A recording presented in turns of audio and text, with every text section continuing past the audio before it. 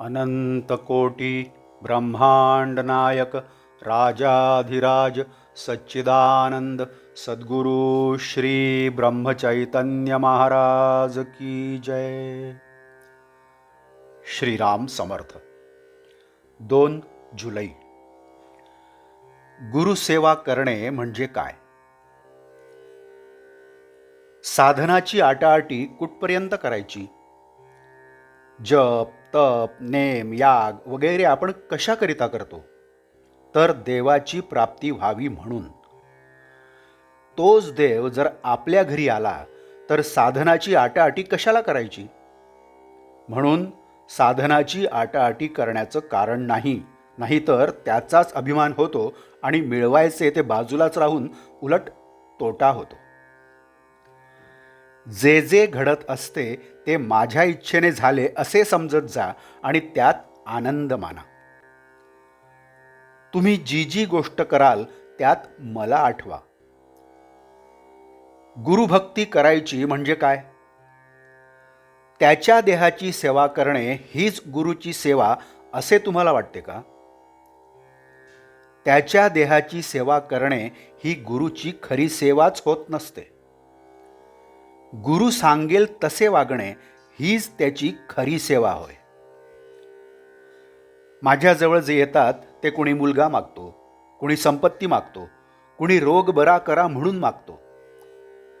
तेव्हा माझी सेवा करायला तुम्ही येता की मीच तुमची सेवा करावी म्हणून येता? माझ्याजवळ येऊन मनुष्य देहाचे खरे सार्थक होईल असे करा। तुम्ही मागाल त्याप्रमाणे मी थोडेसे देणार नाही असे नाही, पण ते काढा घेण्याकरिता गुळाचा खडा देण्यासारखे आहे। मला सर्व कळते असे माझ्याबद्दल तुम्ही म्हणता, पण ते मनापासून नव्हेच। कारण ज्याला असे खरोखर वाटत असेल त्याच्या हातून पापकर्म होणारच नाही। ज्याची वृत्ती माझ्याशी एकरूप होईल त्यालाच कळेल की मला सर्व कळते आहे।